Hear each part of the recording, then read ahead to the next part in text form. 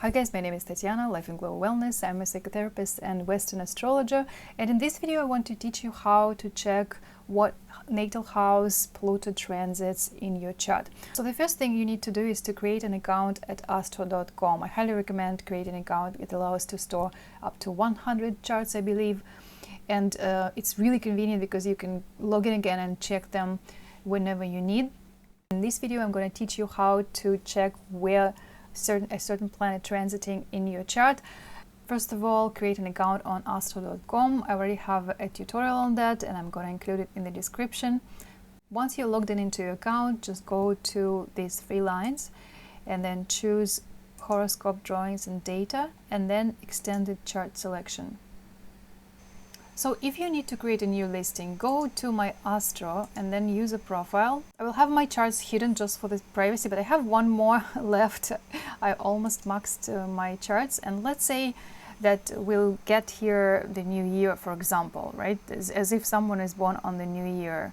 And let's choose midnight for this specific chart and then Vancouver, BC. After that, you go to these three lines and then you choose three horoscopes and then extended chart selections in drawings and horoscopes over here. And that way you can choose the chart. If you don't see it right there, you can just open the list and then find that chart. And then you also have an option to set settings. And if you haven't seen my video, I highly recommend you to check my video. I explain different settings there. I already have them. I'll just take away this Egyptian terms and I'll keep the orb 100. So if you want, you can just copy my settings here. I also prefer for this specific chart to show it as a landscape. Basically, you can just leave everything by default. Usually they choose Placidus as the house system and then natal chart wheel style, web default style. You can also play with different charts later, but for the sake of this tutorial, I'm gonna skip it and I'll just show the chart. So this is the chart of the new year for Vancouver, and if I would want to see transits for it, so I can either click on transits here and then you will see planets in transits here, and then here is where Pluto is in this specific chart with the ascendant on 5 degrees of Libra. This baby, if someone was born on this day and this time, they would have a transit in the 4th house, and then gradually for years Pluto would enter their 5th house in Placidus again. In equal house system, Pluto would actually conjunct their pot of fortune in a few years. Interesting. So you see, there is not a big difference in this chart where Pluto is positioned, just because it moves very slowly and we took a very recent chart. If you took New Year or some other person's chart for another year, it would be a different story. We can even try it as well. Now, if you want to open a chart in a different window, I like right-clicking here and then open a new tab, and I will show you how to create a transit chart from scratch. So basically here in the natal chart wheel, you go down there and you choose for either natal with transits or natal with progressions, whatever you need. Like for example, I'll just choose natal and transits. And again, for a specific person, in this case it's someone born on New Year, baby. And I kind of get the same chart, just it's a different route to go there. Okay. I'll show you also with another house system. For example, if it's equal house and there are two options, I usually prefer just a regular equal house, and then we will see that in this case, you see there, interestingly, part of fortune is conjunct 5th house here, and Jupiter is right on the cusp of the 8th house. So basically, now in this case, for example, transit of Pluto for this baby will be also similar to, you know, the natal aspect of Pluto trining Venus. So in a few years, when it moves here, it will make an exact trine, which is a nice aspect to some extent, right, depending on what it is. So let's, for example, experiment and change the year. So I will edit it here and I will put, for example, 2000. Someone who is born on this 2000. Don't forget to change here as well. So we'll keep everything the same. It's just a practice exercise for you. And oh, I'm lazy, so I'll just go to show the chart. Oh, okay, so I didn't save the settings, so it showed me a vertical chart. So if you want to save the settings, for example, I'll take away here and I'll choose landscape, and if you want to save them, click Save Default Settings, and then in this case the chart settings will be saved, and then they will be repeated when you try to recreate the chart. So I will add transits here, and you see it's a different story. In this case, we have Sun in Capricorn, Ascendant. Ascendant is actually on the same degree, and Sun is in Capricorn because it's the same date. Let me see.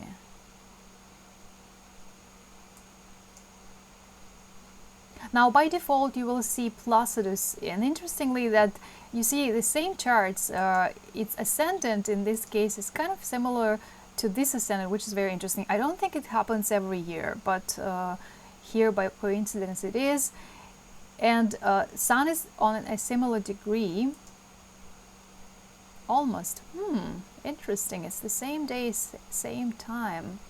I would assume that Sun would be on the same degree and even minute.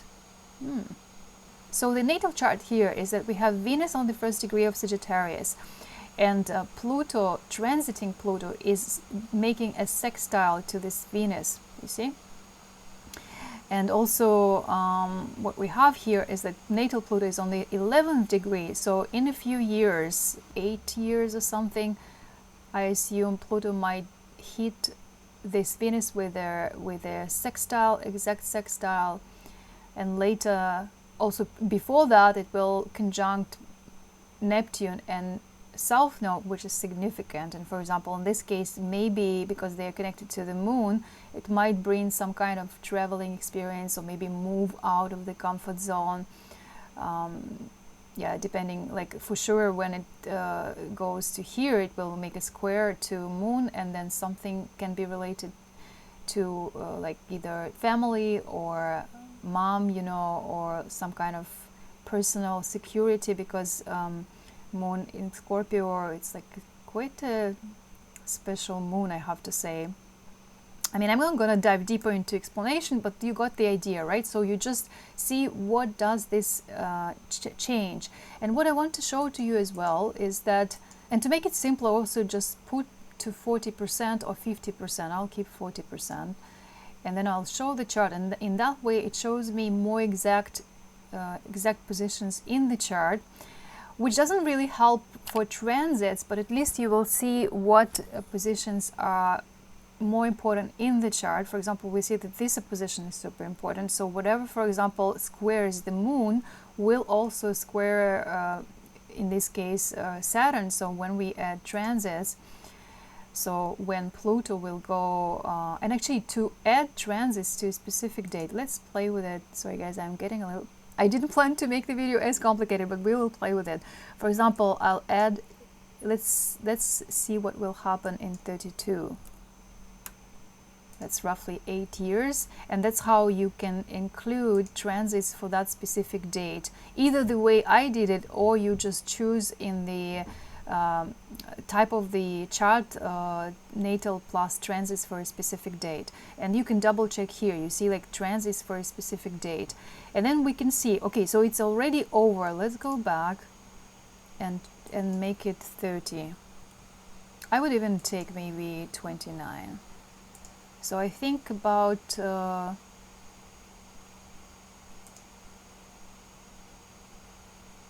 yeah, so it's kind of easier to play with it in softwares which are professional, and even AstroGold, which is not that expensive. There is an app you can do some kind of tweaking there a little bit easier than here, but I still love AstroGold. If you have SolarFire or some other professional software, you can go you know, back or forward through time and find exact transits. There are probably some online services, also kind of websites, which help you to calculate exact transits. You can use that method as well. But if we just go with this one, because I think it's important for you to master astro.com. It's an amazing website. It's really my favorite astrology website probably.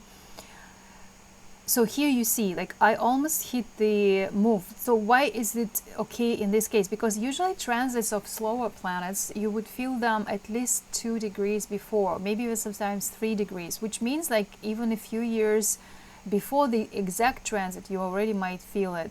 So that person first will have this, you know, conjunction. This probably will happen within 2-3 years from now, and then they will have this one. So for example, they have a warning. Let's say if it's in the 4th house, they might either lose some kind of relative, or they might have kind of like a health issue or something related to, because Neptune rules the 6th house here, and they might have kind of from life a sign that, you know, something has to change, something has to be adjusted, you know, maybe some system is not working. And then Saturn in 8th house is just very business oriented to Taurus, and it wants things to, it kind of wants to be in control. And this opposition, I actually had it recently, like still in this solar return when I'm recording this video, 2023, I had it in solar return. Not my favorite, I have to say, position to have, but you know, they have to learn how to deal with energies, right? So they have a really complex T-square here going on. And then when Pluto hits that T-square through Uranus and through square to itself, something dramatic will happen. It could be also, if to think of it, I'm not fond of predictions in general, but in this case it can be connected with maybe loss of a child, because Moon is not very strong in Scorpio, and then it's kind of afflicted with this malefics.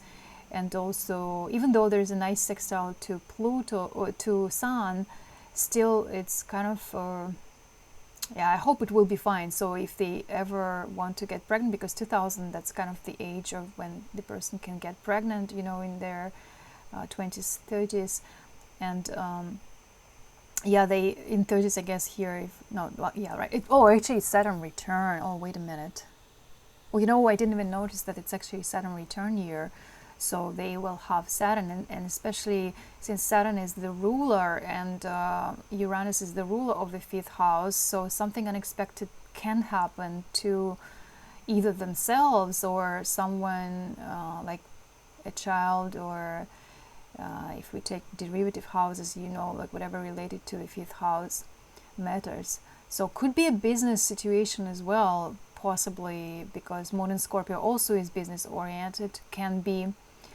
And then Saturn here is quite wants some kind of stability and power. Uranus is about very different things, so they probably have constant, you know, clash of interest within themselves in some way. And here, this Pluto will trigger those things. So that's how, guys, it's just like a very brief, spontaneous example on how you can interpret this. And again, we didn't even take other positions here, like say, like what else can be in this period of time. It also has Chiron conjunct Pluto, which is not the easiest combination in general, but can bring certain healing abilities, or maybe traveling on a really big scale, not always in the comfort zone, but apparently could be a public speaker, maybe with Venus on the cusp of maybe to a female audience. Interesting chart, by the way. Oh wow, someone definitely is born during that time. And we have here also, let me check, I might have mentioned already that there could be a move here as well with this position, right? So, and that's in Placidus. If we take equal house system, fifth degree will be important. So kind of, why is it showing Sun here? Okay, so it took January 26th, so I thought it took exactly a year, so it's already a new solar return for them. But the main thing in this chart for this year would be is that they have Neptune, you see, entered their 7th house at some point, and then also this Pluto situation, right, triggering this, starting, I would say, its journey to trigger the 5th house cusp, and already triggering Moon. Actually, Pluto is here 26, so it already, if Pluto were retrograde, for example, we probably would know that it already made an aspect to this Moon as square, so it's kind of like a second loop probably, or third, so it's hard to say here by this. And you always also look at the axis between houses. So for example, if Pluto is moving here, we would also look at the opposite house, so some kind of, maybe there is a situation related to parents or to work-life balance, you know, some kind of if say Mars is involved as well and touched somehow, then we could say that also some kind of marriage situation could be affected, but I don't think it's the case here.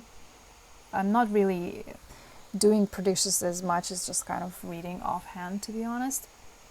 But that's, even if you don't know astrology, just basically take a look at the natal aspects, especially the exact ones like I did here, and take a look at what is triggering what element of the chart at what time. If you need to check when it will happen, again, I want to remind you, we have an amazing book, Ephemeris, and you can also search in Google for ephemerids and find a certain year, for example, Ephemeris and 2025, and you will see dates of planets when they are on in this specific year, and then you can kind of estimate which year to put here to search for specific transits.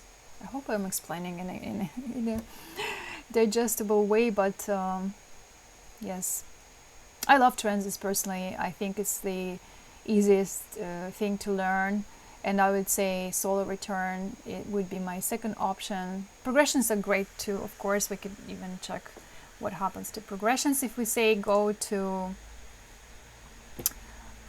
it's not the topic of the video, but I'm gonna show you transits and progressions combined, and we see that this, for example, let's see, so progressions are in green. Progressions is more like psychological state, and here we will see mainly personal planets progressed.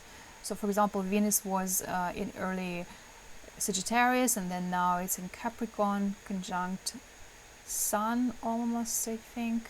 No, it's not conjunct.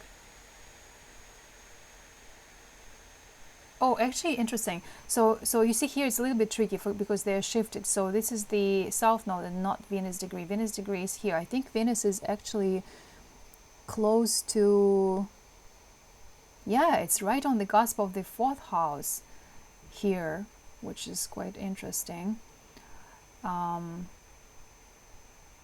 And this is for January 2029. So there's a lot of stuff happening for this person. For example, around their Saturn return, you see they also have progressed Venus connected to the 4th house. So there is this kind of, especially Venus in Sagittarius wants to travel, even though in Capricorn it wants to be more stable, but still there is a theme related to the 4th house matters.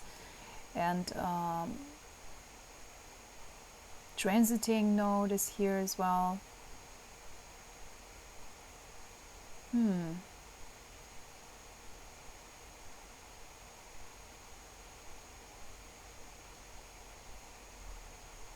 So what also is interesting is that progressed Sun is on the 9th of Aquarius, and Pluto is almost hitting that sign. This is not really what I've learned from others, to be honest. Like, it's just something which I've been observing for a few years, like the connections between transits and progressions and natal.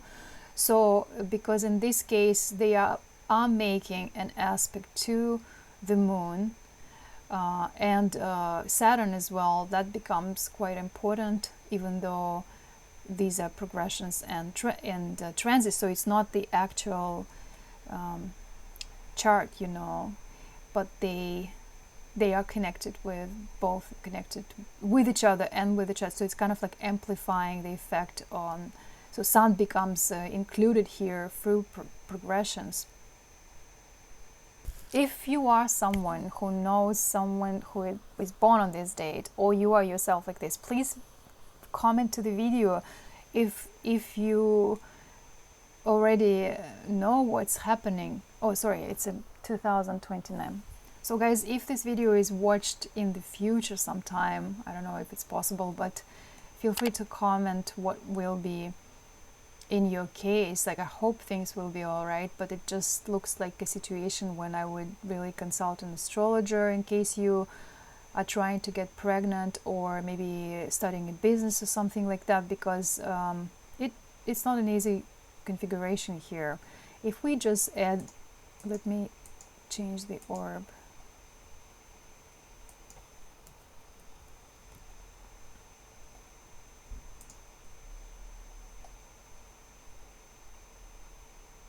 I just visually, if we see a bit more aspects, I don't think it's needed here, but just to kind of estimate. I also would say that Chiron connection to those planets can play kind of with Pluto in a good and a bad way, because in some way also I would say what is going on with the mental health of this person would be also important at this point, because, you know, whatever they're going through will require a lot of resources from them, and then how they're going to handle it depends on their mental health, and how maybe friends and relatives also are helping or not helping in this situation. Interesting that there is also conjunction between Saturn and Chiron. Wow.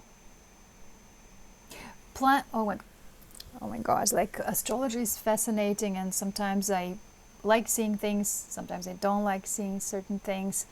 If we dive deeper into this, or let's say we notice that there is a trine with transiting Uranus also, which I haven't thought, which is actually almost trining the natal Uranus as well, and so it's like a big soup of different things going on. It's not just Pluto, right? But Pluto is playing a big role here as this like big trigger of some things, but there are different themes which are going on here. So anyways, so that's, guys, how you can check your chart and see different years. Hopefully this video, guys, helps you how to find transits in your natal chart, and I also have a couple of more videos. I'm going to link them to in the description. Thank you guys for watching this spontaneous tutorial. Subscribe to my channel, like this video if you enjoyed it, and let me know what you want to learn more about in astrology or wellness. Share in the comments which house Pluto is transiting in your chart, and I'll talk to you soon in another video. Stay well.